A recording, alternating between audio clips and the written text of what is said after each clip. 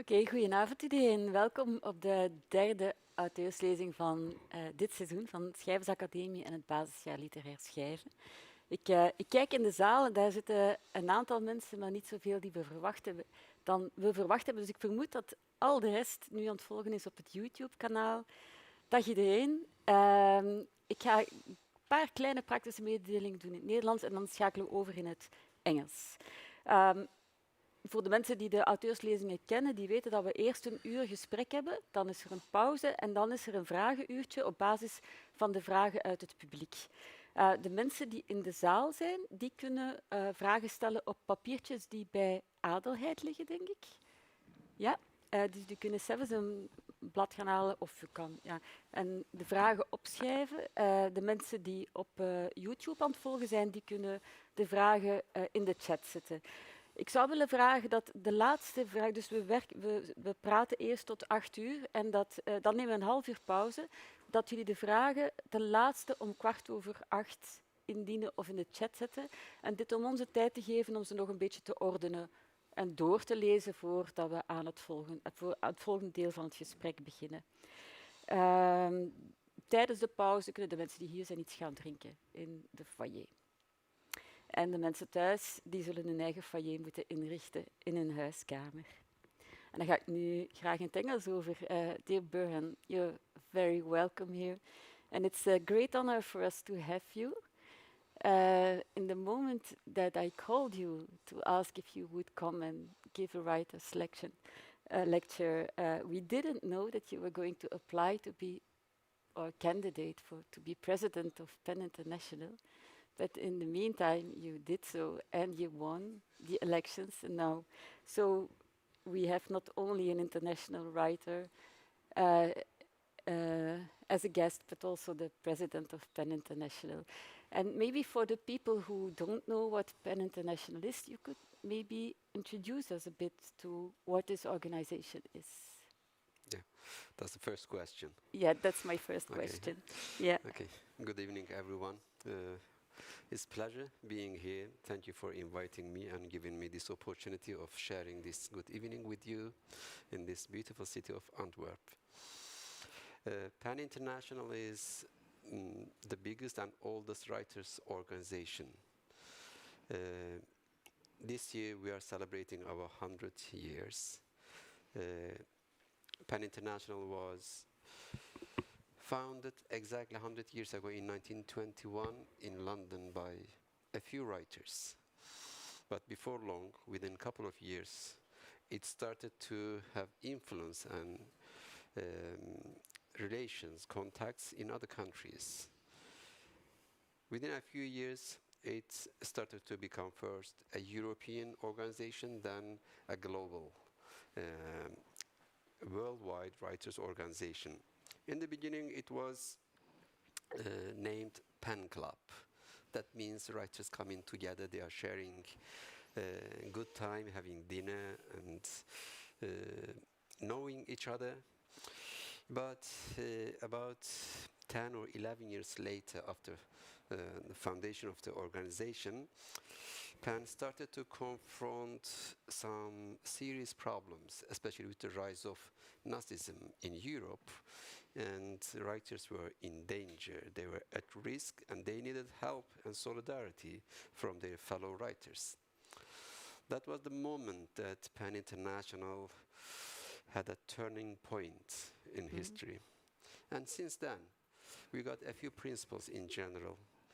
One is PEN International is working to promote literature across the world for everyone, with everyone. Secondly, we defend freedom of expression. That means we defend writers who are in prison, who are at risk, who are being harassed by authorities. And thirdly, related to those two principles, we improve the solidarity of writers. We love each other, we support each other, and we share so many things together. By we, what I mean is that we have 150 pen centers across the world in more than 100 countries. You can imagine from Philippines to Mexico's Chiapas region, about 40,000 writers are members. And we are very active today, yesterday, day and night. We got so many subgroups, committees, organizations. It's not just an organization of a few centers and a few people working. It's a very well organized body, and I think I can proudly say we function very well.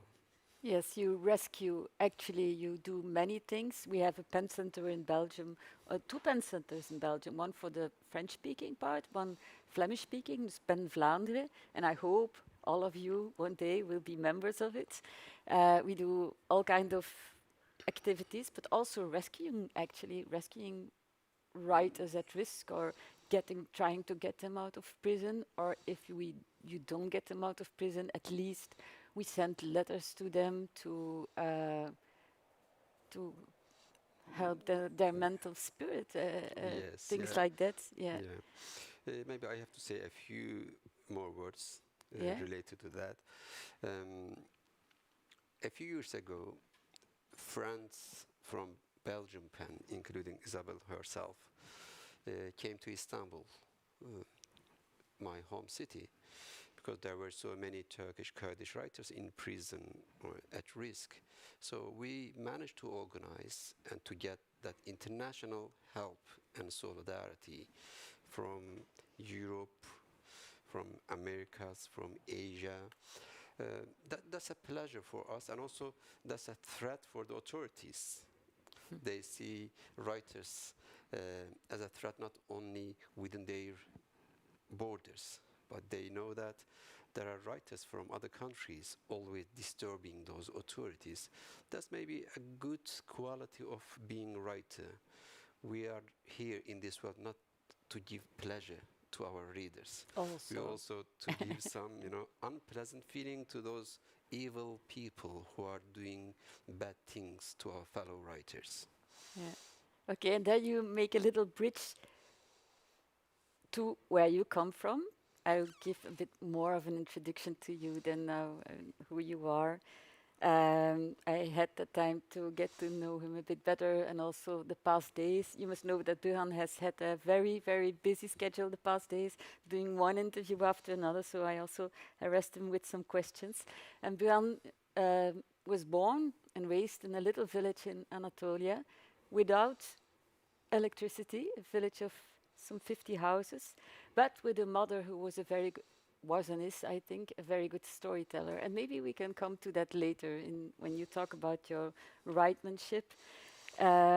You grew up in Kurdish. You're from a Kurdish family, which means you grew up in a language that was not officially acknowledged or even forbidden. And that is also, I think, something we can talk about later when it comes to writing.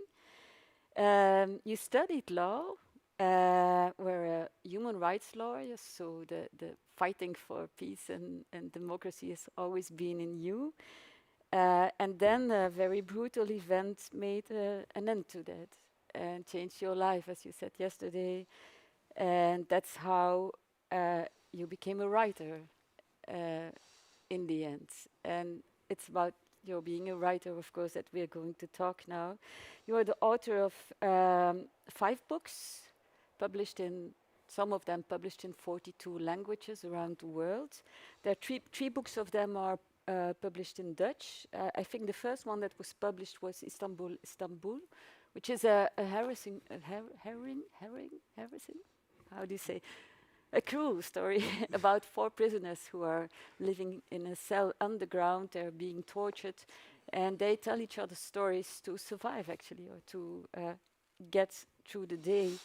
The next one that was published here, but I think it's an earlier book in your work, is in English it's called Sins and Innocence. But that's the original name. That's original name, De Onschuldigen. And that is the book I invited the students to read, because this one is also very, very beautiful, but it is a bit cruel. You have to have a good stomach to read it sometimes, but it's also very, very beautiful. And this one I invited you to read because it talks about, but we're going to talk about that later, about the meeting of two cultures actually, or even more cultures. And then very recently, I think in July or June or July, this book has been published in Dutch, Labyrinth, which is a totally different book actually. It's more conceptual in my opinion, and it's what? A bit louder. Do I have to speak louder? Yeah. Okay. Yeah. So this is about his books. Now, maybe, Burhan, you can just talk a bit about how you started to be a writer. Maybe something about the event which links you to pen, and then how Yeah. you became a writer then. Yeah. Like every young person, I started to write poems. It's the first dream usually in our generation, at least. I don't know for the youngest ones. Maybe you can tell us about it. But in my generation, everybody started with poetry. Yeah. I wrote poems, I published, I received some awards. And but later on, I was a busy man. I was a human rights lawyer and too busy with the political matters in Turkey, following cases, organizing events and activities. And at some point, when I was defending victims of the state violence, then I myself became target and victim of that violence. So that caused a serious health problem. And You were attacked on the street. yes, Yeah. And left for dead actually. yeah, they came to murder me, and they left me as a dead man. But they didn't know that I had someone else in my spirit. One was dead, but the other one carried on living in this world. But then I had some serious physical problems, health problems. So I had to travel across Europe. I went to Germany to have some operations, medical operations, then went to Switzerland. And after a couple of years, I ended up being a political asylum immigrant in England and receiving medical treatment with the help of a great organization who provide free medical treatment for the victims of torture. When I was in England, my health was very bad, so mostly I was just taking care of myself, brain trauma and physical problems and so many medicines, seeing doctors and staying home and reading and writing. At that point then I felt that I was about to write a novel rather than publishing a book of poetry. And then I started to write my first novel, then I finished then. After publishing it in Turkey, my second novel was this Innocence. Yeah, it was, I think, the turning point in my literary career. It received the biggest literary award in Turkey, and then it was translated into other languages. So at that point, I felt that, okay, now I can carry on as a successful writer and also can become kind of international or can step in that international platform of writing. Since then, yeah. You're right. Yes, I write and I travel. Yeah. And when you started, so I imagine you being, having health problems, trying to get, stay alive and have a roof above your head and everything. Was the writer, did you really start out like, okay, what shall we do? Let's write a novel, or did you just wrote and then it ended up to be a novel? How did it go? I had chronic insomnia problem. I couldn't sleep. I was in bed for months. I couldn't read. I kind of lost my ability because of this brain trauma. Lost my ability of doing normal things that I used to do. And I was just watching TV. It was a very good gadget for me to help me kill time. It was before Netflix. No, it was not the time of Netflix. Yeah. It was the older time. And on those sleepless nights or sleepless days, I had a notebook by me. I was sometimes writing something, taking notes for myself and some lines of stories without knowing why I was writing. I was just taking notes. After some months, I can't remember, I think after about 6 months later, I went through all those things that I had been writing. Then I realized that I was collecting different stories, but they are all related to each other, kind of building a novel of different stories.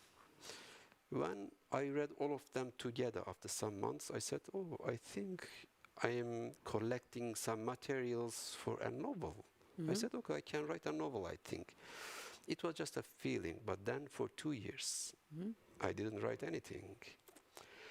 Because, as I said, I was still traveling, from hospitals, operations, and changing countries. And after 2 years, I think I had confidence and decision that, yes, I can turn all these materials into a novel, and I have time, being an immigrant in a different country. So, at that point, I said, okay, let's do some work on it. And I did, and overall time that took me finishing my first novel was 10 years. 10 years. Yeah. Yes. In 10 years, I was finishing a novel. I was building up the career of a new writer and also mainly just taking care of myself, surviving and getting better. And in the end, when the book was finished, I was a healthy man and starting a new life. Yeah, it's a cruel but beautiful story about how you became a writer. We don't know your first book because it's not translated in Dutch, but your second book we could read. Tell me a bit, because what I know from the second book is there's a lot of stories in it from your home place and from a place in Cambridge. But one of the questions I have is, your mother was a storyteller. Can you tell a bit about her and how she told stories and how that, in which way that influenced your writing? In Kurdish tradition, we have a way of storytelling. Those storytellers, like troubadours in this Middle Age, the troubadours, they sing stories. They come, they usually wander around villages. They go stay in a village, let's say for 3 nights, all villagers come around. They start singing. That's 4 or 5 hours. Then they finish, everybody goes home, they sleep. Next day or next evening, they carry on singing the same story. They are all long legends. You can imagine it's about love, about fighting, about revenge, about spilling blood, so many things. My mother was and is, I was lucky, is a we call them Dengbej, those troubadours. She's a Dengbej, and also we are lucky that she was a housewife. She didn't have to travel all around. She was always at home with us. We would just come around her because there was no electricity when we were little at the village. There's nothing to do, no radio, no TV, no light. We just at that gas lamp, and children come around, and she just sings or tells stories. That was the benefit I think we got. Now, of course, I remember when we got the electricity in the village, I was 14 years old. We were so happy that we are going to have, that bright village at night and TV.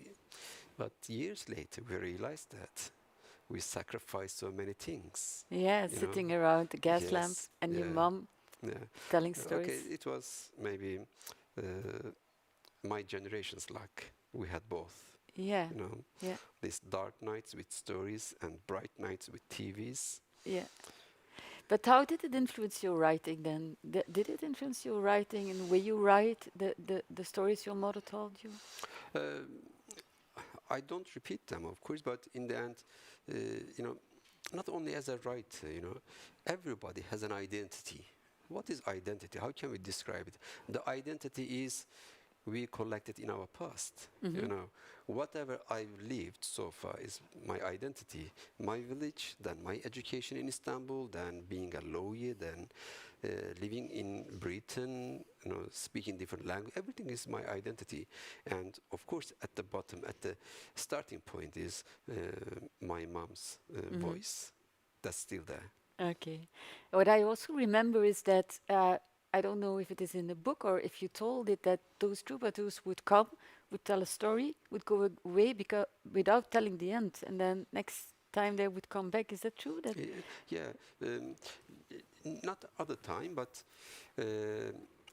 following night, following evenings. so they asked. Actually, they have to tell their stories in a way that the listeners are patient. To build up patience or interest in the story. Not we don't say that telling stories, singing stories. Yeah. A story that can be told, let's say, in 1 hour, in singing takes 10 hours. Okay. Yeah. So 10 hours means 3 nights at least. So 3 nights or 4 nights, you have to wait. You have to listen and you have to take that pleasure.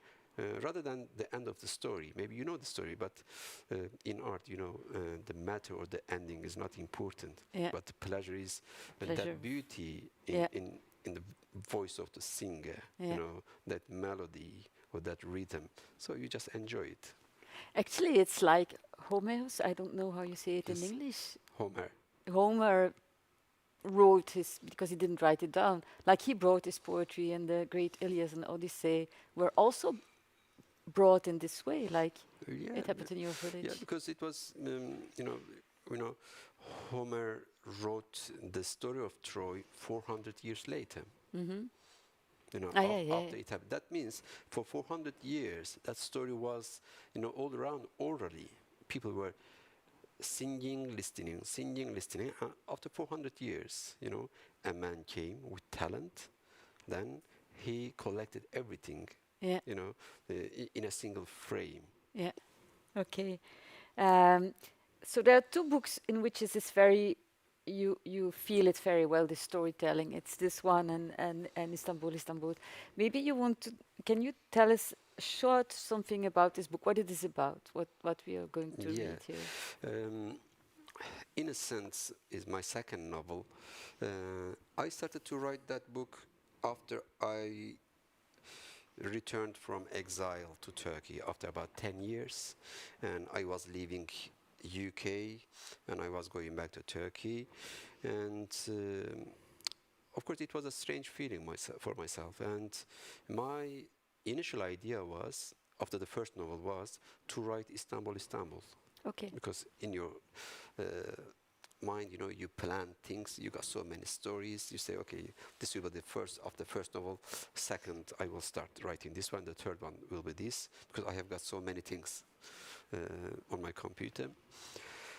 But instead of writing Istanbul, I was traveling between England and Turkey. I was taking notes for Innocence.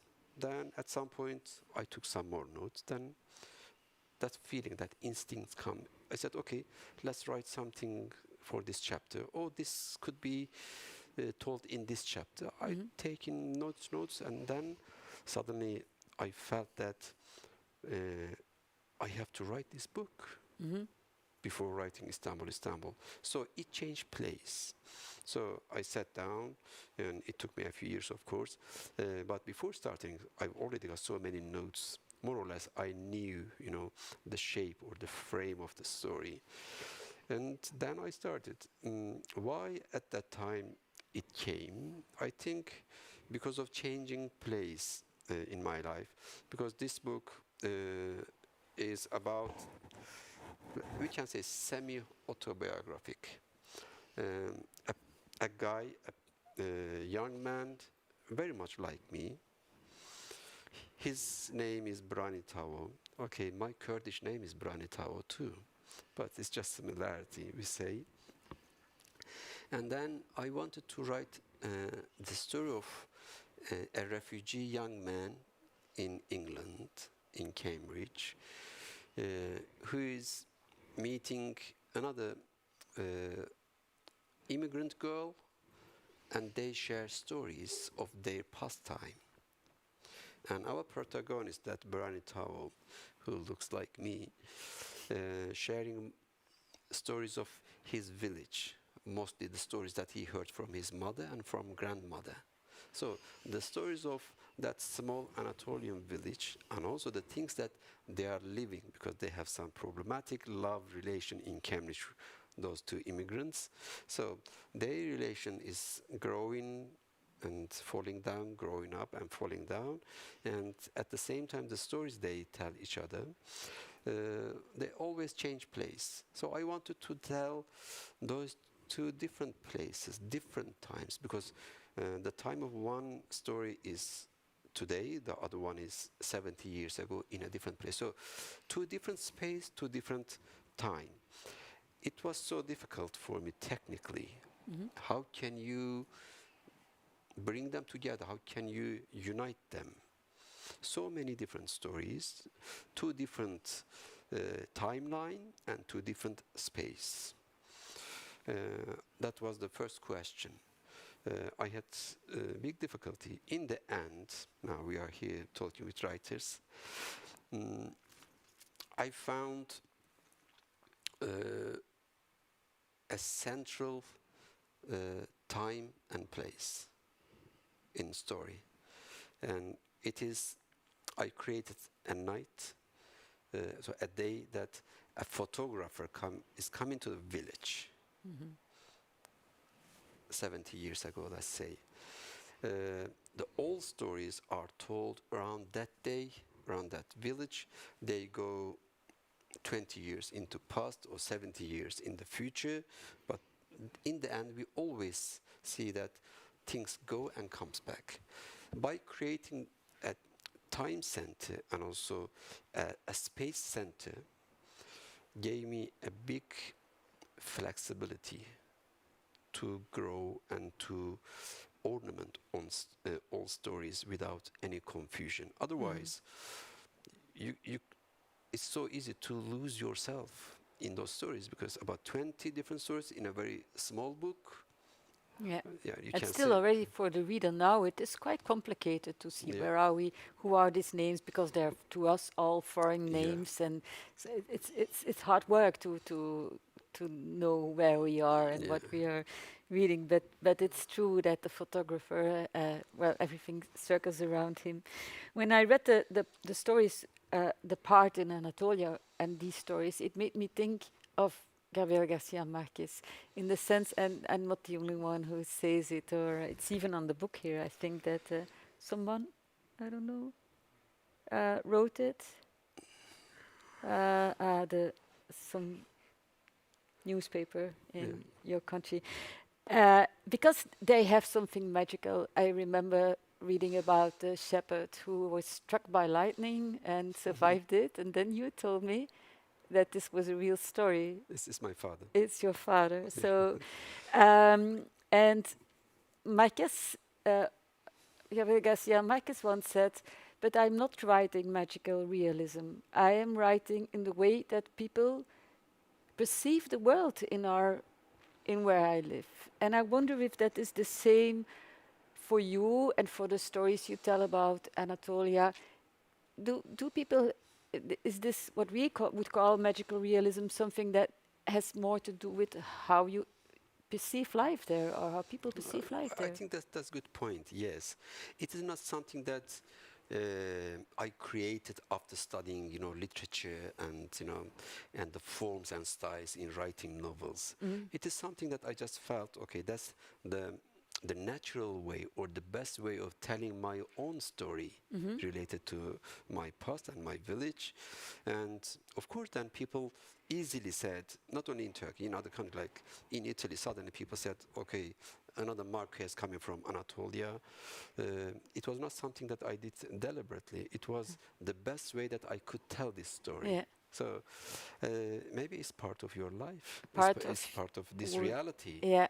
Because what I wonder is, when we write, actually, sometimes there's discussion about you have to find your own voice, Yeah. and then the best thing I heard about this question is, I think it's on masterclass, and one of the great writers, short story writers, I think, I don't know, one of the teachers on masterclass says, what is your own voice? It is your specific way of looking at the world. Um, and I have the impression that when you talk about the part of Anatolia, or you talk about the part in Cambridge, it's even from your own place a different way of looking at the world. Could that be? Yeah. Is that possible? Yeah. You know, Virginia Woolf, um, she agreed with you Mhm. because she said, I'm a writer, but it doesn't mean that I can write beautiful novels like Charles Dickens wrote. Mhm.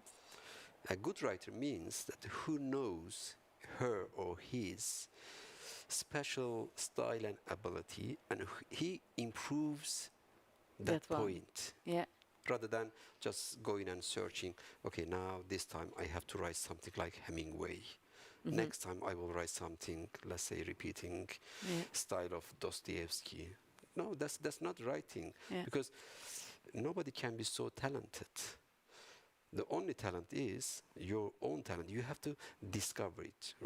Writership or authorship is discovering yourself. It's not only something psychological. It's a work of art. You're Mhm. just digging earth, your Mhm. own earth, and you're trying to find whatever treasure you have, whether Mhm. it's a coal or a diamond. But in the end, it's you. Yeah.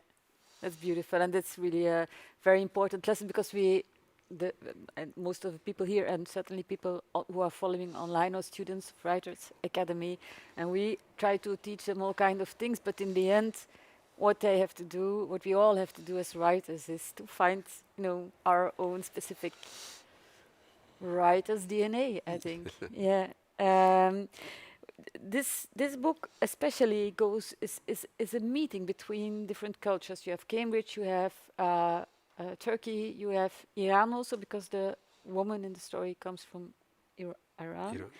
know, What do you yourself learned, or what did this meeting between cultures, because you are really a cosmopolitan man who has lived in so many places and traveled a lot. This meeting of cultures, what does it do to you, and how did it shape your writing? mm, I think it has a strong effect, but it started before I went abroad, Mm-hmm. because in Turkey I was the other. Because in Turkey, in Turkish society, I was coming from a small Kurdish village. A culture and a language was seen as it doesn't exist. Even today is Wednesday. Turkish defense minister gave a statement to press. I just saw it on internet half an hour ago.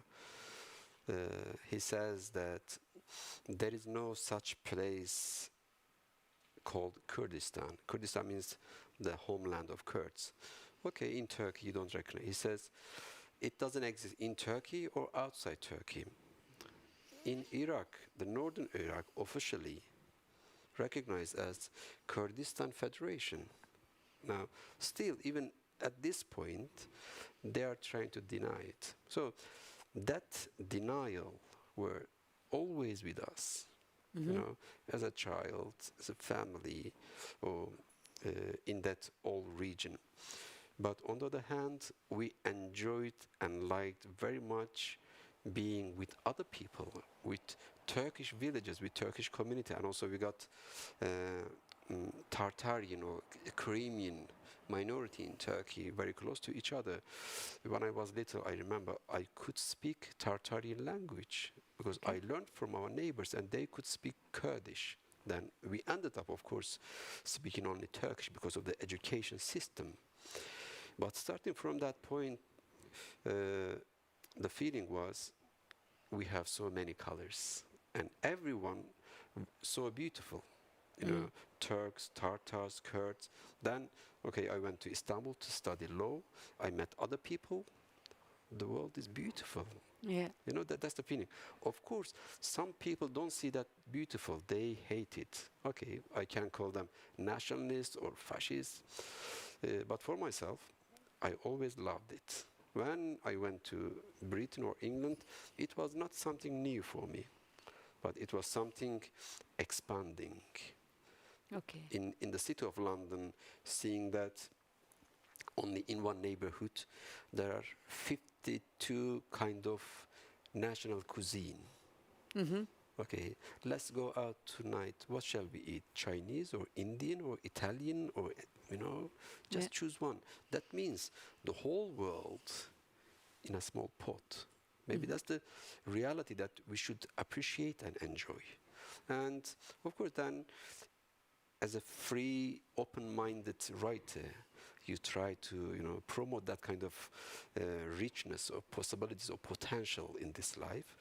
And I trusted that side of my personal experience. So it's beautiful what you say because you come from a minority and not only a minority, but a minority that was ignored or that was not supposed to exist even. And from that part, you just, because of that, you opened up to so many different cultures and to the enrichment, the richness that those cultures bring. It's beautiful to hear how you, while other people, I think here in Belgium, the danger is that we all live in our own culture where we know the values and the customs and the language and everything, and there's always a bit often we're scared for the stranger or for the other who we don't know so well, and you were opening up from the beginning to the difference. Now, you just tell about being Kurdish and being from a minority. It also meant that you went to school in a language that was not your mother tongue, and you also wrote your books in a language that was not your mother tongue. How is that to write in another language than, because we all here, we write in, most of us, I think, write in Dutch. I think it would be very different if I would write in English, for instance, because I am not so accustomed with the language, because I have somebody, I think Mustafa Kor, who was here for the first lecture and who is born in Turkey, raised in Belgium, but he says, I write in Dutch, but I miss the quintessence of the Dutch language, and he saw it as a sort of handicap while writing. How is that for you, to write in a language that is not your mother tongue? Oh, first, I think every language is innocent. When we talk about political matters, I think we shouldn't put any blame on any language. So Turkish is beautiful. I like and I enjoy writing in Turkish. But on the other hand, of course, there is a pain that you or other people cannot write in your mother tongue. Yeah.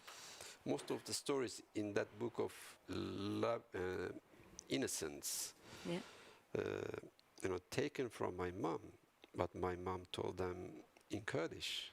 Yeah. All these phrases, idioms and wordings were Kurdish. I had to translate them in Turkish. Yeah. And that's a bit painful. But on the other hand, even in a very negative situation, as a writer, you have to find to turn disadvantage into advantages. And how do you do that? When I write in Turkish, I think in Kurdish. Okay.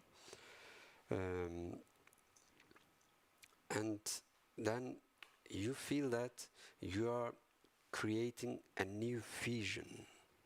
You know, Fusion. a new combination in that language. Okay. So when you write in Turkish, you feel that and you show that, not deliberately, it comes itself. You show that feeling or that sensation of Kurdishness in culture, in language, in storytelling. And in Turkey now we got so many writers writing, Kurdish writers writing in Turkish. More or less, when you read some books, you can say this book is written by a Kurdish writer or by a Turkish writer. So you feel it in the musicality, in the metaphors, in the I think anything. Metaphors, you know, the way choosing stories and the way telling them. You just grab it. Yeah, the Icelandic writer Sean, he was interviewed 2 years ago. I saw the interview, and it was about writing in a minority language or in a small language, but he didn't want it to be called like that because Icelandic, of course, is not spoken by so many people. But he said it's not a small language; it's a language. It's a very rich and very old language, but it is a language not spoken by many people. And they asked him that most of his readers were readers from, elsewhere in the world, and so his books were translated. And they asked him about this translation and how he looked at it, and he said, yes, but the writing in itself is already a translation. Do you agree with that? Writing, and also reading is a translation. When we read a book, like example of, my favorite guy, Dostoevsky. We read, Crime and Punishment. The thing I get from that book is different from the thing that you get. Yeah. So that means we translate it. It's not translation from Russian into our mother tongue or in our reading tongue. It's the way of interpreting life and characters. So in the end, people mostly ask me, they say, are you happy with the translations of your books? I don't know, because I read English, Kurdish and Turkish, but I don't read the other 30-something languages. So you have to trust your translator. What about if they mistranslate it? I don't mind, to be honest. You don't mind? Yeah, because in the end, I got thousands of readers. We come together. They ask me questions. Then sometimes I say, hey, look, when I was writing that page, I never thought that. But you interpret that page in a different way. You translate it into your own mind. Yeah. That's a different, even though we speak the same language, but the interpretation is different. So in the end, every translation is just a matter of interpretation. So what this also means is that when we write, the aim must not necessarily be, I want the reader to experience exactly this when he writes this, because you have no control about it. Yeah. What should be the aim then when you write? What do you have in mind in terms of the experience of the reader? And when I write that book, the story of my village, my mom told them to me. If you ask my mom, I write nothing else, just her stories. She tells everyone, she says, oh, I know his stories. I'm just telling him and he's writing. Because she cannot read. I write, and she says, what are you writing this time? I says, Mom, this time I'm writing about this. Oh, well done. I will tell you something else about it. Okay. And then, of course, now this book is stories of my mom. But they are not her stories, because she told those stories in a different way. Yes. I made them, let's say, a bit modernized, because my mom didn't read Shakespeare. She doesn't know Tolstoy. She doesn't know Virginia Woolf. I got something else that she doesn't have. Yeah. So I put all those things that, she missed. So that's the part of identity, because we cannot leave things out if we know those things. So we bring those things together, and then we make a special, let's say, food. Okay, putting something new, Fusion from meal. different cultures. So stories of my mother, but actually they are my story. Of course, I'm not telling this to her. She would be upset, but at some point she is right and I'm right too. Yeah, and the reader who reads it, it's their stories also. They read Yes. with their own background and read a different Yeah. story. Your other book, Istanbul deals with 4 prisoners. They are living in an underground cell. They are being tortured. Terrible scenes there in the book. You better not eat just before reading it, but they're compensated by scenes of deep humanity and beauty. And what those 4 prisoners do, next to caring a bit for each other, like covering them up when they are cold, or they tell each other stories. Again, they storytellers, and they also live a big deal in their imagination, because they are, like, for instance, lighting cigarettes. There are no cigarettes there, but they're rolling the cigarettes and lighting them, or they have a whole meal in their little cell underground without having any food around. Um, they survive, and it's a bit. I think it's a bit like in the Decamerone, or in the 1,000. 1,000 nights, 1,001 nights, telling to survive, but also imagining to survive. How important do you think imagination is for human beings and for you as a writer and as a person, in terms of quality of life and I think that's the easiest question to answer. Okay, without imagination we cannot survive, we can say. But on the other hand, how we use that power in special times. By special time, I mean when we are having difficulty. For example, our partner left us. We feel melancholy at home. How can we survive with all those memories, with that feeling of longing, desire to be united again? So you apply your imagination. It's a bit torturing sometimes, yeah, in this but case, also yeah. it's helping, Yeah. and especially in poetry, in novels as well, we do things that we don't do in real life. In our imagination. Yeah. That's why we love novels and books. I'm not a brave man, but when I read the story of a man who is so brave in the story, I say, okay, that's the right thing. We love them because they represent something within us, not with us. Yeah. It is something we want to be, but we are not, with that imagination side, in the story of Dorian Gray, Oscar Wilde wrote it, and he said in that Dorian Gray, there are 3 different characters. One of them is the person that I want to be, but I am not. The other person is I am. One other person, people think that I am, but actually I am not.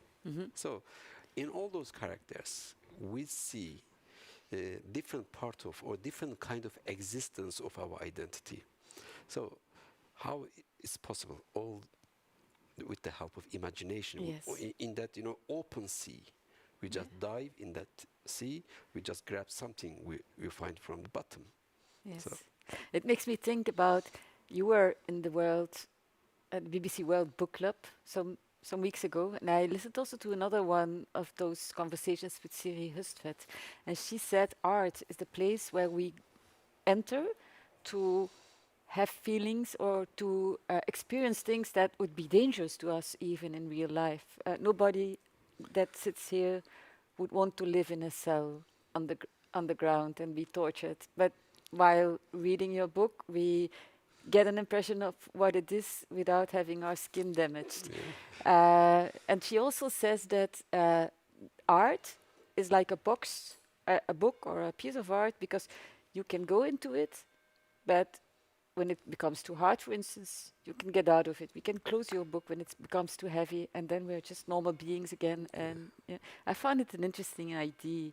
And I think that in the writing too, for instance, in the writing of this Istanbul, which must have been difficult for you, you could also go in and out, or did it haunt you while you were writing it, the scenes? Yeah, it was, there are innocent ways of imagining, like, okay, a melancholic lover's walking on the street, the rain starts, and he or she just stands in the rain. We see in photos, very romantic. Some young lover thinking about his or her lover and under the rain. In real life, we don't do it. If it rains, we run away. Yeah. Because if we stay in that rain, we will get cold and we will get ill following day. Yeah. So why are we in love with that scene? Because we think that they match each other very well. Feeling of melancholy or love and rain and that dim light, like a picture. Yeah. So that's the imagination that we love. Yes. It is something that we cannot be in, but we can promote, and still we can get pleasure through a movie or a picture or a book. But when I was referring to your book, when I write, for instance, and I'm writing a scene and it's not finished yet, or I know that tomorrow I'm going to write again, actually the scene stays in my mind. Is there some kind of there's a name for it? There's an attention span that is still open. And I wondered, when you were writing the more difficult, horrible, less romantic scenes in the book, is this something that stayed with you during the day while you were not writing, or could you close the book then when you were not writing these terrible scenes? Okay, I'm very much in the book until I finish it. Let's say for years. You write a book, it takes you 3 years. For 3 years, I'm too much in it. And towards the end of the book, then you know that this story is going to end in this way. You know the ending. Yeah. And just before finishing the book, I'm getting slower because I don't want to finish it. It is like being in a dream for many years, a dream that you love, you created, but when you write the last sentence, that means it's finished. That ended. Yeah. Back to real life. Yeah. Because at that point, there are two different confronting feelings. One is you want to finish that book because you have got another story in mind. You're eager to start. I want to now start my new story after finishing this. It's calling you. It's just haunting. It says, come to me. But on the other hand, you don't want to leave this. It's like, living in two cities. I love Istanbul. I love my small village. I love Cambridge. Wherever, I go, I miss other two places. That doesn't mean people say, which one is your favorite? Everyone is, all of them are my favorites. Maybe that's the good way of love for myself, appreciating all of them, missing the others when you are here. Same with the writing book. Towards the end, I don't want to finish the book. When I finish writing the last page, it's a real melancholic moment for me. For days, I feel that melancholy. You have a ritual then, you do something to help yourself then. Yeah. I wanted also to ask something about Labyrinth, but we are going to talk 10 minutes later because we started 10 minutes later. But you were telling about the notes you took also for your first book, and you told me once that you write many notes and you only finish a book or give it to the publisher when you have enough notes for your next book. And my question is, what is in these notes? How do you prepare a book? What do you write down then? What kind of things is it?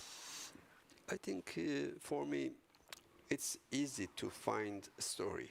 Mm-hmm. I can create stories easier. Um, that's why in my books, mostly I don't write a single story in a novel. I put about 15, 20 stories in a single story because there are so many things I want to write. Mm-hmm. So in my short life, I cannot write 100 novels, like Balzac, but that means I have to bring all those stories into a few Yes. novels. I don't know why and how I managed to, create so many stories. Maybe it's in our DNA, Yeah. or maybe it's coming from my, childhood memories. But in the end, something that I find in my treasure chest. You picked them up. We visited the Museum of Rubens yesterday, and you saw the painting of the old man being fed, breastfeeded by his daughter, and you immediately you looked at it and you said, "Oh, this is such a nice story." So you looked at the painting. You didn't see a painting. You saw a story immediately. So it's like you have an antenna for stories. Yes, yeah. Yes.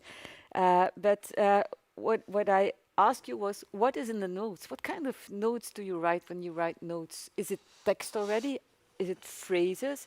Are it ideas? Or what is it exactly that you write down before you start Yeah. really writing? It starts sometimes with some idea, or maybe sometimes just a beautiful sentence, or maybe a character or a scene that you want to have, and you just make a file on your computer, and then when you get something else months or weeks later, when I get that new idea, I say, oh, I think I can attach this to that story. Then I add that one, into that special file, and then to other files. In the end, when I start to write a novel, I've already got at least 30 or 40 pages of notes. And it's just ideas, Yes, phrases, ideas, yes, all yes, in different files yes. but linked Yeah, together. yeah. And It's like building, okay, let's say cathedral or a house. Okay, I say, okay, I have to use this wood here, or this glass, or this metal, or these bricks. I put them next to each other. Or maybe this color, or this painting, or maybe some colors. I say, oh, this color wouldn't be good. I will use it in the yeah, other house that I'm because going to you build. have different Yeah, stuff, and yeah. so So if you don't use a part, it's no problem because you can use it in your next yes, book. yes, Yeah. yeah. Usually, in all my books, I write longer. Uh, when I finish, I start to cut. Okay. Uh, Yeah. with every book, I think I cut about quarter to make it shorter. Wow. Yeah. What I make the rest, I just keep them. In a file to use Yes. later.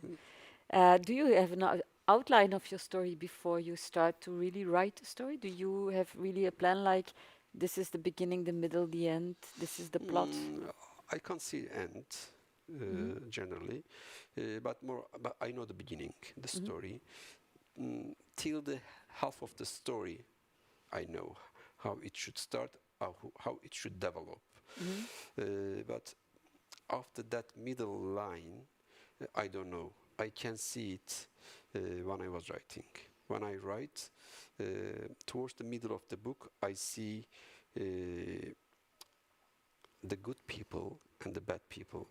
For example, in my first novel, uh, I had a man, you know, would be an evil guy. Mm-hmm. I talked about him in the beginning, and there was a good man. I was going to describe in the middle of the book, but when I reached that middle point, I realized that that good man is going to be bad guy. It Mm-hmm. should be at that point. It was. I remember at night when I realized and decided it, I felt very relentless that night till morning. I said, "Oh, that guy was a good man. How I'm going to turn him into an evil man? But in then it's a story itself, because you know that that's the thing that the story needs. Yeah. It's not what you decide. Yeah. So you have to follow it. The story is dictating what you have to write. Yeah. When you said you put many stories in a book because you won't live long enough to write 100 more books. But in Labyrinth is a bit different than those other two, because it's not a compilation, let's say, of stories. It's one story, and it's actually quite.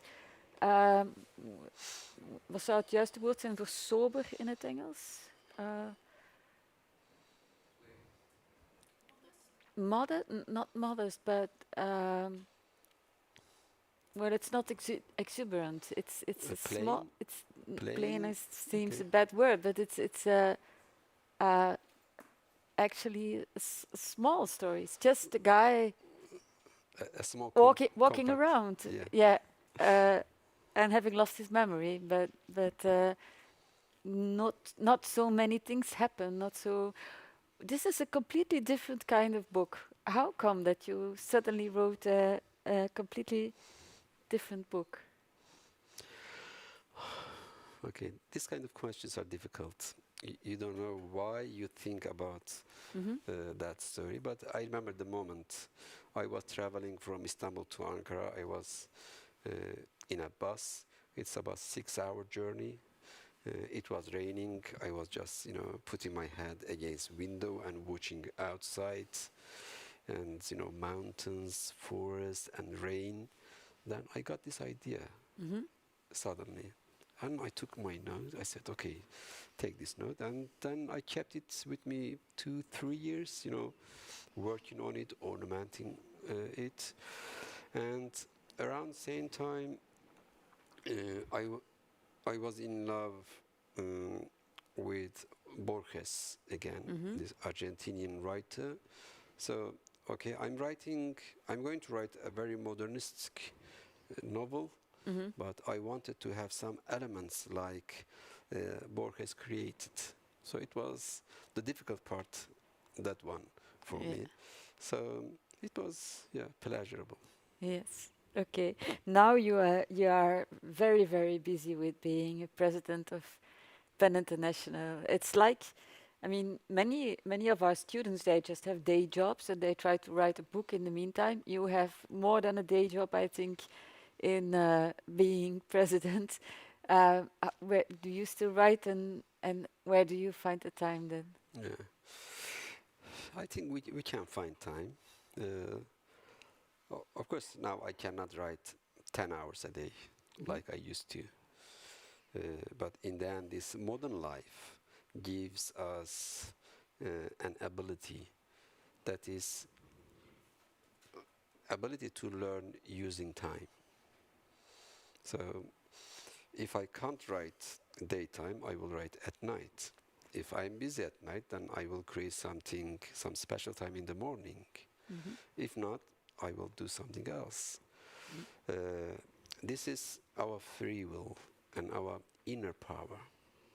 If we have desire, it's like, you are so busy person, but you are in love with someone, you cannot see her. If you are in love, you will create time to see that's true. her. You will tell a lie to your boss or someone at home or to your friends. Friends inviting you for a drink, you say, "Oh, sorry, I'm so busy." Actually, you are going to meet your lover. So, if writing is a desire, you will create time. We must see it as our lover. Yes. Okay. Thank you, Burhan, for this first hour of conversation. We're going to take a break of 30 minutes, which means that we will start again around 9:15, if I'm right. Ik zal het even in het Nederlands zeggen. Om 9:15 beginnen we terug. Jullie kunnen nu iets gaan drinken, maar mag ik wel vragen dat jullie de laatste vragen doorgegeven worden aan Adelheid. Brengt nu de papiertjes om vragen op te schrijven. En dat de laatste vragen in de chat ook doorgegeven worden tegen de laatste 8:30, dus over een kwartier. Dat geeft ons de tijd om eerst ook iets te drinken en dan de vragen door te nemen alvast een beetje en ermee aan de slag te gaan. Oké, tot zo. Okay, yeah. Thank you.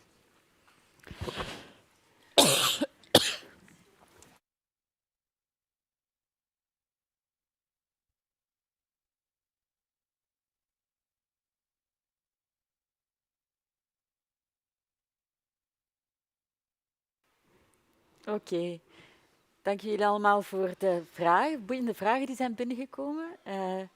De meeste uit het live publiek, sommigen ook uit het online publiek. En de eerste vragen, we zullen het misschien eerst even hebben over pen. I have to talk in English. For you, otherwise you couldn't understand. We will start with some questions about pen, or about the things you talk about when you talk about pen. And the first question is, do you think artists in general can help bridge the gap between communities and help in a better understanding of each other?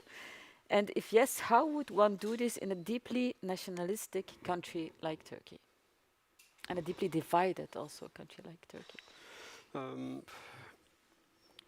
Since we enjoy literature or art, or listening to the music of other countries, that means,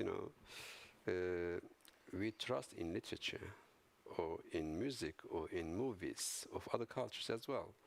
So that gives opportunity to understand others and also make yourself to be understood by others. Okay, it's a bit problematic in nationalist societies. In the end, we shouldn't care about it. We should just know that in every society, there are a big portion of good people. We should trust them. We should promote relation with them. So it will improve the power of art. Yeah. So are you saying that in a nationalistic country like Turkey, we must trust that also there are many people who are interested in building bridges between communities and reading about it and in England, in Britain, in publishing market, the portion of translated literature is 3%. oh, yes, it's little. Developed, the most common language of the world, Britain. Yeah. In Turkey, the literature mostly translated, 60% of literature is translated book. Yeah. I grew up with the knowledge of French poetry, with Russian novels. So in Turkey, people read. We shouldn't see societies just through politics or through political power. It is something else. Now I can say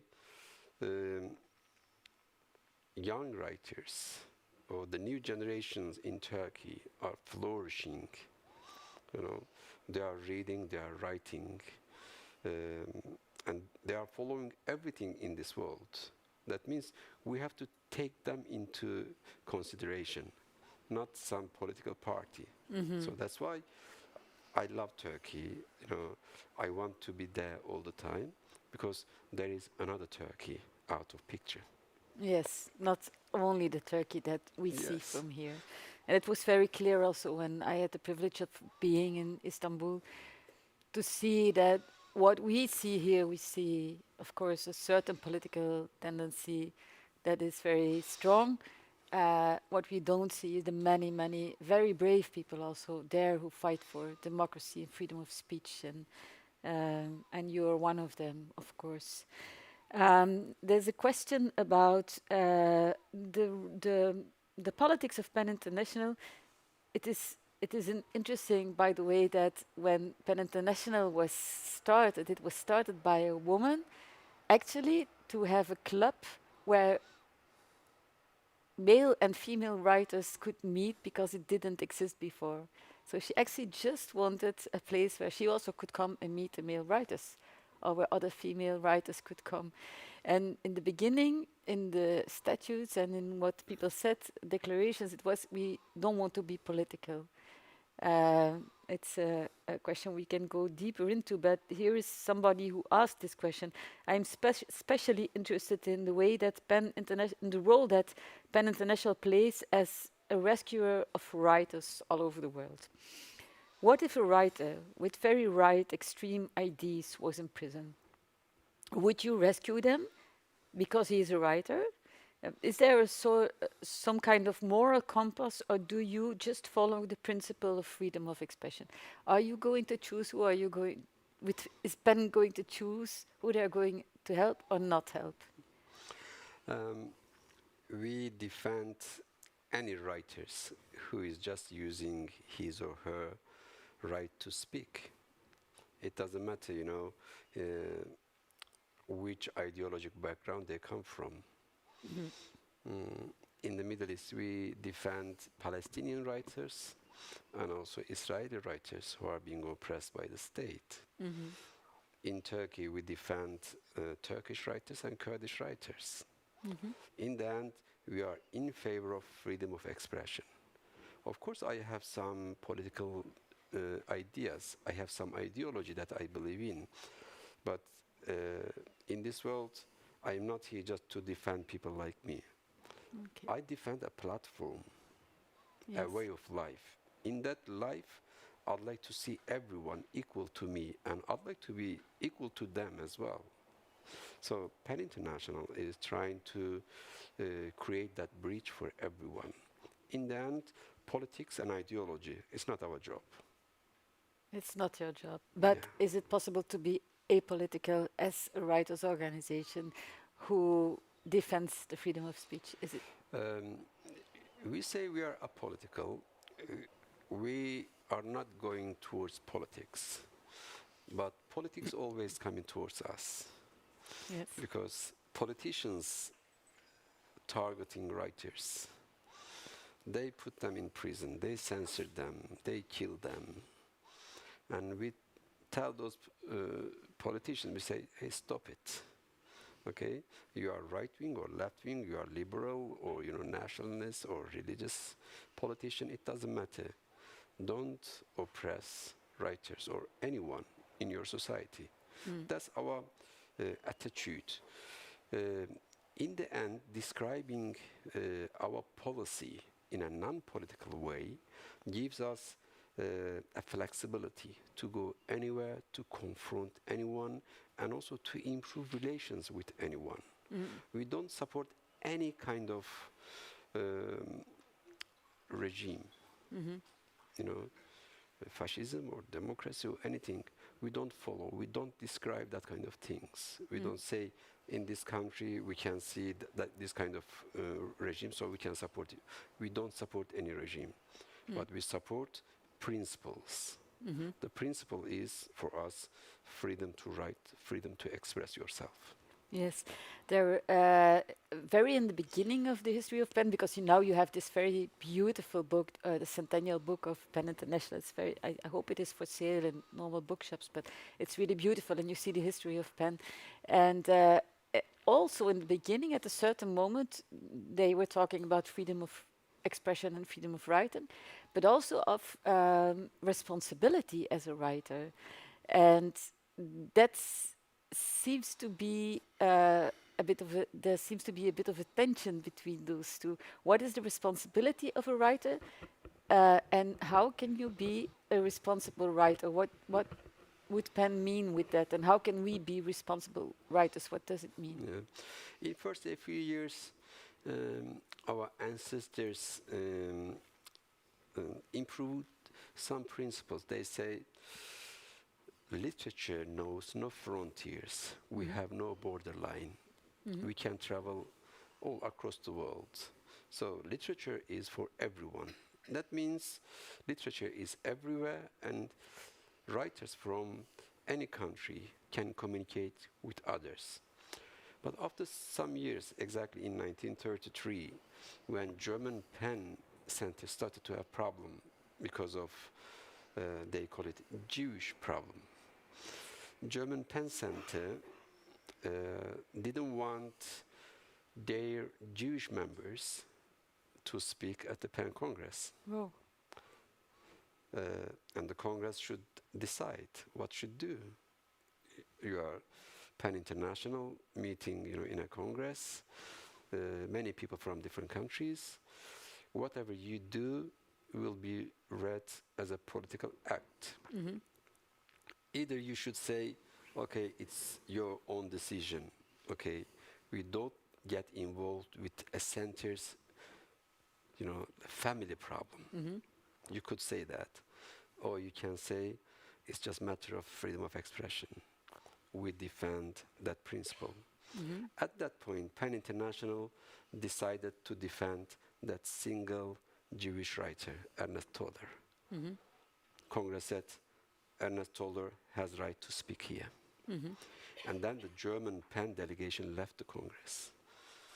And then they didn't come to Congress for another 15 years. Okay. After the Second World War, they were able to come back with a new formation. So at that point, I think our ancestors, our founders, did something very right. Mm-hmm. They didn't close their eyes. They didn't play like those three monkeys. Okay, we are right. Okay, let's just enjoy our drinks. No, there was a real problem, is threatening the freedom for writing, for authorship. Mm-hmm. So that's the moment that Penn took a position. But it seems that in this statement that we also have a responsibility as writers, because it is really I think in the statements, it means that when we write, we should be careful in some way to write the truth, or what is it? How do we as writers take a responsibility, that kind of responsibility that Penn talks about? We don't talk about responsibility in our own writing. Okay. We talk about responsibility in the way that we act, or we behave, Okay. or we develop relations, with other institutions or relation with other people. We are concerned about it, not about what we you write. So you can write whatever you want. This is not our problem. It's okay. And you have this very recently the how do you call it? On imagination, the Imagination manifesto. Yeah, the imagination manifesto. What was the kernel of this manifesto? Yeah. Now, Penn International having Congress every year. And that means writers coming from more than 100 countries meeting every year. Usually the Congress takes 5 days. And in those 5 days, we are organizing different meetings, events, and also we have resolutions, we call them. We make certain declarations. Let's say this year we have problem in Belarus or Afghanistan. We prepare a declaration about that country. Then declarations are so important, resolutions so important, because then we share them with United Nations, with other NGOs, with diplomatic missions. It's really effective. And also, not every year, but sometimes we write in manifestos. The charter, we call it Constitution of Penn International. The charter we started to create since 1921 was one of the founding documents that used at the United Nations Human Rights Declaration when it was founded. Wow. Penn International was a founder of that idea. Our charter, our constitution was used as a reference, about 70 or 80 years ago. So still we produce that kind of documents. Women's Manifesto, one of the best we created in recent years. And 3 years ago, we created Imagination Manifesto. Mm-hmm. So the power of imagination for writers, for artists, what it means. does it have a limitation? How can we describe artistic freedom? In that manifesto, we put, our own principles. It's not easy to prepare. It takes months, sometimes years. We set up so many committees, they work on it, and also they consult so many different people, experts, institutions, to get ideas. In the end, the thing that we create actually is something very collective.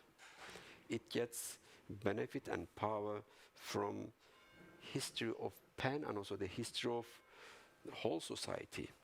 If we now managed or came a point to write a women's manifesto, that means that we gathered the potential of struggle of last 200 years across the world. Yeah. In every country, women struggled, they sacrificed, they fought for their freedom. And now, as writers, we said, okay, now we can create some principles around it with the eyes of writers. Yes. We are not writing a women manifesto just as women, but as writers' manifesto about women or about imagination or Yes. about other things now we are working on.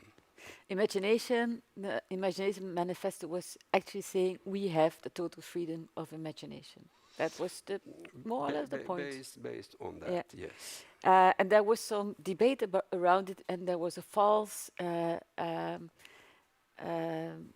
nieuwsbericht, hoe zeg je dat?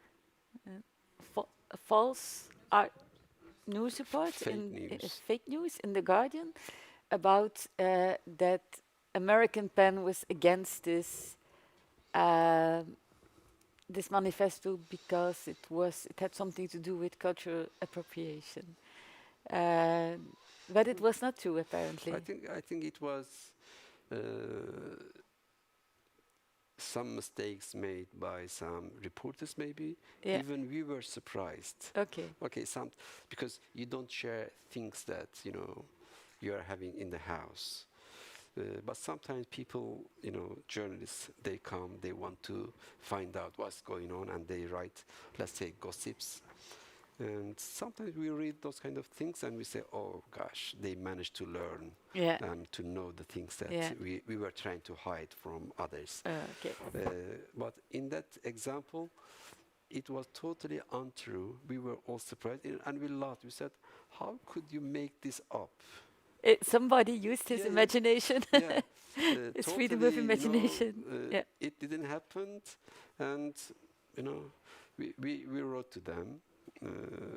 To newspaper, our Pan America wrote the same thing, but in the end they corrected it. No, they didn't. No. But there is this woke culture nowadays. We had the issue with Amanda Gorman's poem at the inauguration of Biden, and the translations, and who could translate and who could not translate, and it is a question, of course, around the world. Now I want to come back to the practice of writing, because we have a student here who, Imeira, she's sitting there, she is writing stories about Anatolia, but she herself grew up with a Turkish father, I think, or an Anatolian father, but you grew up in, what? Both Turkish, but you grew up in Flanders with a Flemish language, with Flemish culture. Yes, and she wondered, she is writing Anatolian stories, or stories about Anatolia, and you, if I understand well, you try to write them in the way Anatolians would do, but she's afraid she's doing something incorrect with doing that. Do I ask it right?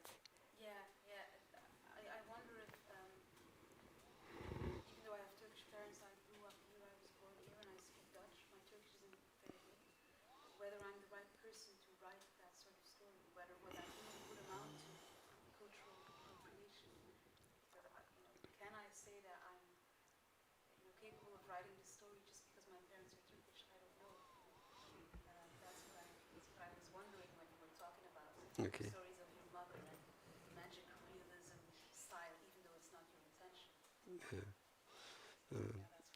Okay. shall we take this as a question? Yes, yes, Okay. it's a question. I think you can write and you should write. I'm telling the story of my people that I live together. It's my perspective. But these things can be seen from so many other perspectives.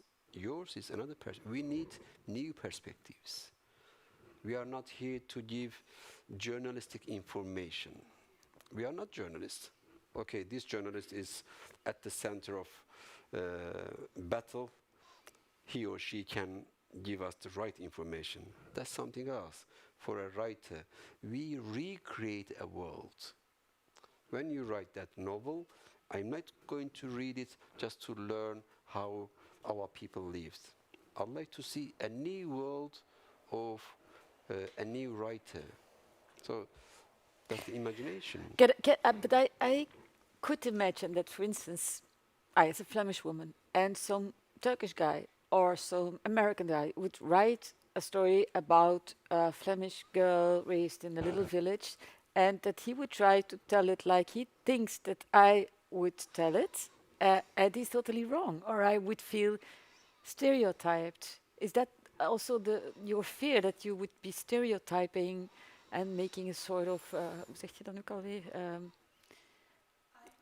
mainly wonder whether the language I'm using is maybe too harsh. Is not the real word. I think I feel like in Western Europe our literature is different. Of course, yeah, everyone writes in a different way, but we don't beat around the bush, you know. We just say what it is. Whereas I feel like in Arabic literature and also in Turkish literature, there's more poetry in novels, in literature. It's very rich, sort of, yeah, almost musical language. Yeah. And I wonder if it fits the way I'm Right, telling it, I'm writing it. It's actually a very magical story, you might say, but it's written in a very, yeah, I think in literature it changes places. You know, when I read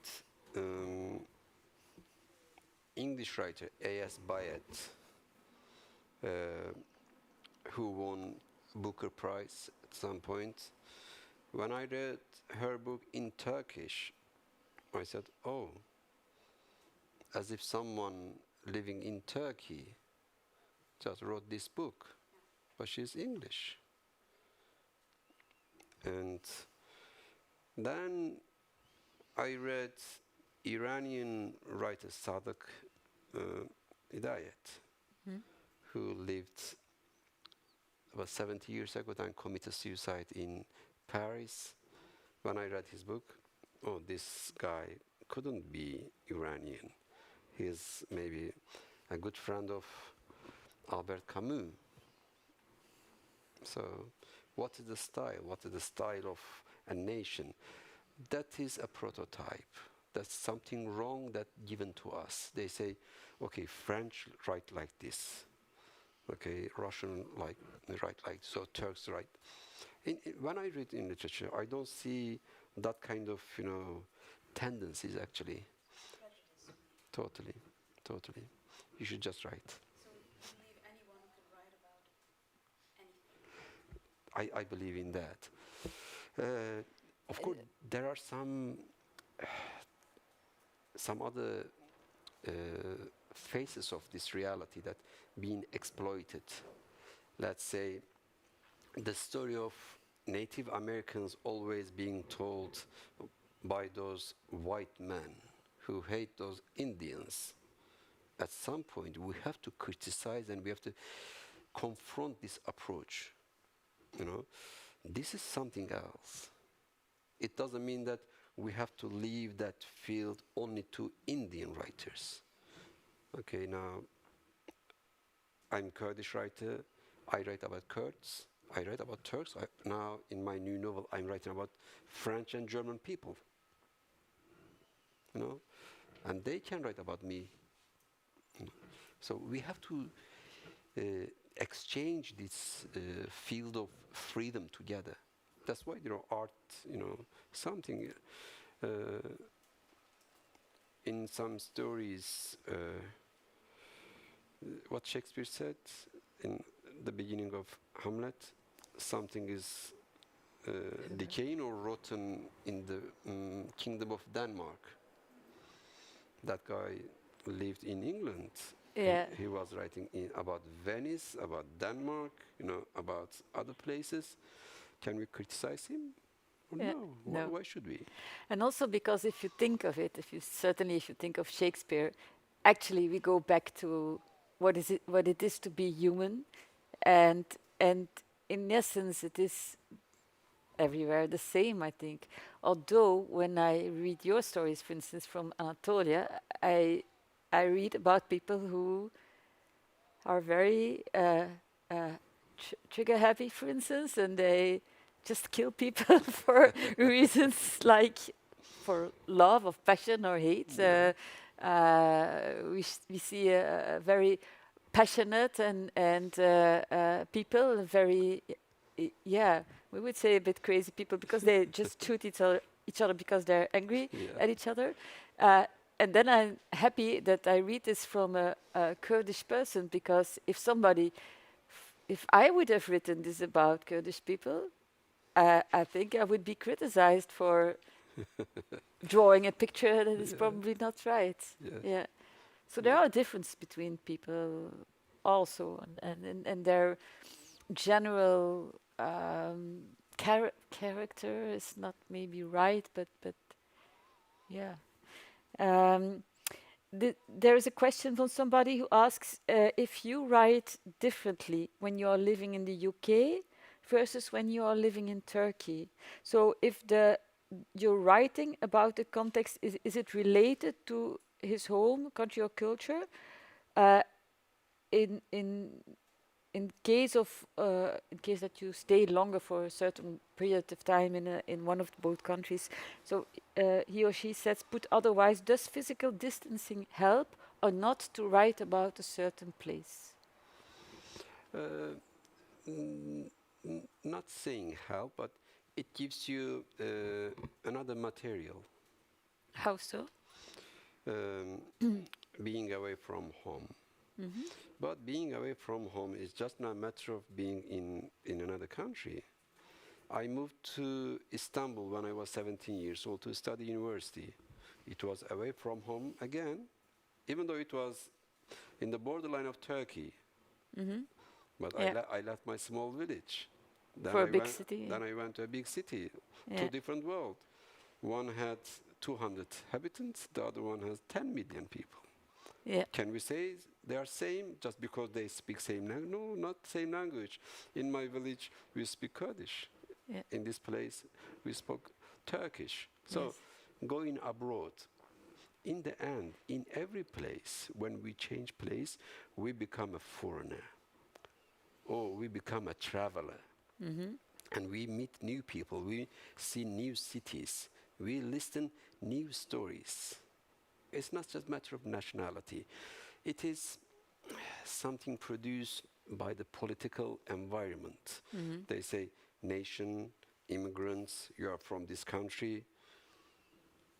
But I'm particularly interested in what this the person who asked this question asked about is the context.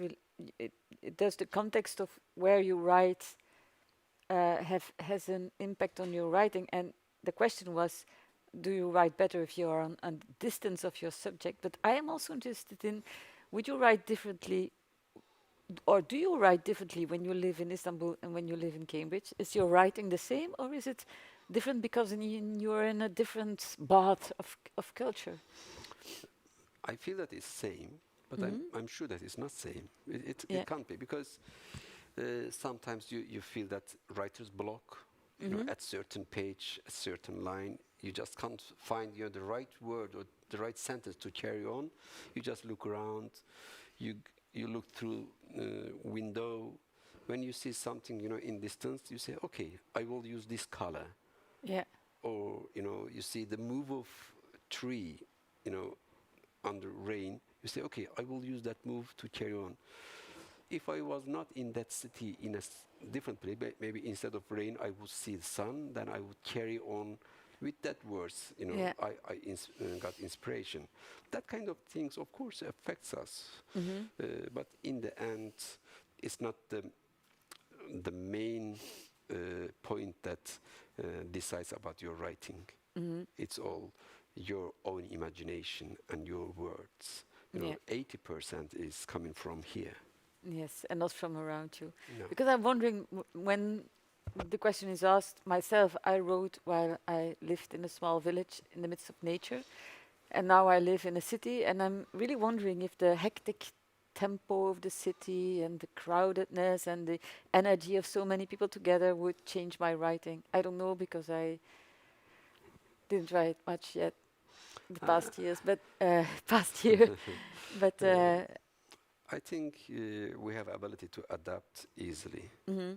You will adapt to new conditions. Then you will. In the end, the real writing is not looking outside, closing yourself to outside, just looking to yourself. Look at your table, your pen and paper or computer, just write. It doesn't matter if there is someone at the next table or you are alone in the room. So it's your writing. yeah, it's what lives inside of you, and that can be somewhere far away, but it still Yeah. lives inside of you. Somebody asks, do you think you would have become a writer without all the stories of your mother and your village? Yes. You would have become a Yes. writer also. But maybe I'm wrong, but you can never know. Yes, and Yeah. another person says, do you think you would have become a prose writer if you wouldn't have had this time in which you were, had to be in bed and Oh, were yeah. recovering, or would you still be writing poems? I think I would be just a poet. Why? I don't know, because until that moment that I started to write those stories on that paper, I never, had that idea that I would become a novelist or I should write a novel. It came by itself in that certain situation that I was Yes. in. Maybe if I was not in that situation, I wouldn't have that kind of feeling or desire of writing a novel. You would still be a human rights lawyer and writing poets in between Or maybe, actions, or maybe I would become a famous poet, yeah. a better person. I don't know. But okay, so you think the bedtime was good for becoming a prose writer? Maybe it's a promotion for being ill and lockdowns and this kind of things to become Yeah. a good writer. Yeah. Yeah. Never complain about situations. Always try to turn or to find something to create. It was a novel for me. It could be something else for someone else. Yes, that's a very beautiful message of you. Always try to create something with what you have. There's a last question here. I think I have had them all then. And it's a tricky one because I had the same question. You said in the beginning that good writers should deepen their own voice and not copy the style of other writers. But then you told about Labyrinth that you wanted to do something like Borges did. And so this person heard that. Why then did you try to follow Borges in this book? In every novel, I try to get inspiration from some other books. In Istanbul, I studied Decameron because, and also Arabian Nights, and also Canterbury Tales, because those stories were telling 1,000 stories in one story. Envelope within envelope, another envelope. So when I decided to write Istanbul, I said, okay, I will open one envelope, then I will find a smaller envelope, then within it, another one. So I read similar books, but in the end, I didn't copy them. I didn't repeat it. So I love Borges. That was a feeling. I said, I should have something like Borges. I cannot repeat him. I wish I was so talented or I was able to repeat him. That's impossible, unfortunately. But you get inspiration and you dig something from inside yourself with the color of Borges and to make something different, Yes. coming out of you. So this is just pleasure. It's something they say that great art is also stealing. Like a Picasso stole a lot or almost everything from other people, but he made it his own. Yeah. Is it about that? You Yeah. take something that you like very much because you love the writer, and then you make it your own, and then you Yeah. get again a sort of fusion between. Yeah, What he- mostly we do this without realizing it. Mhm. Because we are not creator of art in this world. Before us, hundreds or thousands of people written novels or told stories or sang songs. So we are not repeating them, but in some way we repeat and we recreate them. Mhm. We put something from ourselves into their song or into their stories. Then it becomes our own story. Mhm. So that's how art, in general, develops or not develop, survives, renews itself. It's not something to be scared. It's something to appreciate and to realize. That we can use what the others have invented already and then add something new to it or make something Yeah, new to it. with Labyrinth, when it was published in United States, in New York Times, they said, "Oh, someone like Albert Camus." What should I say? Oh no, I'm not like Albert Camus. I'm not copying anyone. Mhm. No, we just enjoy it. Mhm. It doesn't mean that I'm writing like him.